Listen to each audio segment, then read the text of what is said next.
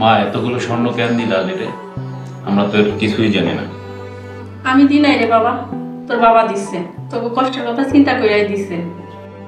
আমার তো ইচ্ছা করতেছে ওই আলী হারামজাদার রে একটা টুকরা টুকরা করতে। তোমাকে দুই ভাইয়ের লেগে আমার সর্বনাশ হলো। তোমরা কেমন পারবা আমার একটা সোনার চুরি কিনা দিতে? আলী সময় বুঝা সবকিছু আতায় লইল। আমার মনটা চাইতেছে সময় মতো এ জাল আমরা সব উঠাই নিব। শিকদার বাড়ির সম্পদ কায়রা নিব, এত সোজা? তোর বাবা ছিল দুইবারের চেয়ারম্যান, আমি হইলাম সাবেক চেয়ারম্যানের বউ। দেখ আমি কি করি। এখন তুমি আলীরে কই পাইবা? ও আছে এই গ্রামে? মনে তো হয় না। এতগুলো স্বর্ণ পাইলে কে থাকবো? দেখো ঢাকার বাসে উঠে গেছে। মা, আলী তোমার আমার মতো এত সহজ সরল না। এতগুলা সোনা দেওয়ার আগে একবার জিগাইতে পারলা না? দরকার হয় আর 2-4 মাস জেলে থাকতাম। তোর বাপেরে আমি অনেক অনুনয় বিনয় করছিলাম রে বাবা, আমার কথা শোনে নাই। আলীর মতো পোলায় যদি আমাকে জিনিস খাইয়ে দেয় তাহলে দুনিয়ায় থাকার থেকে না থাকা ভালো।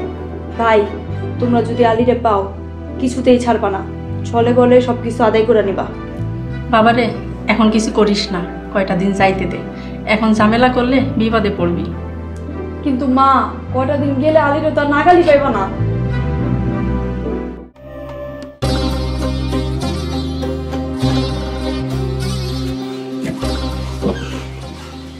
কেমন আছে রফিক?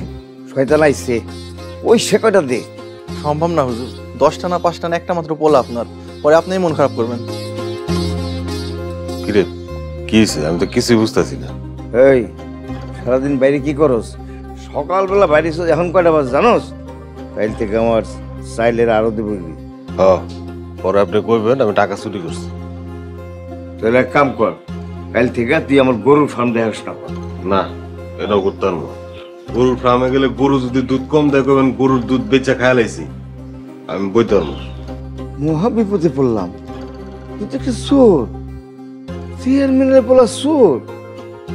হায় খোদা, এই শয়তান ভালো করার কোনো দোয়া নাই। রফিক, কালকে ইমাম সাহেবের কাছে যাইয়া শয়তান ভালো করার দোয়াটা শিখতে হইব। এই তুই তার কোনদিন ভালো হবি না, কামে যাই তবে এটা ঠিক রাখ। আমি এখন আসি হুজুর, আসসালামু আলাইকুম। ওয়ালাইকুম আসসালাম।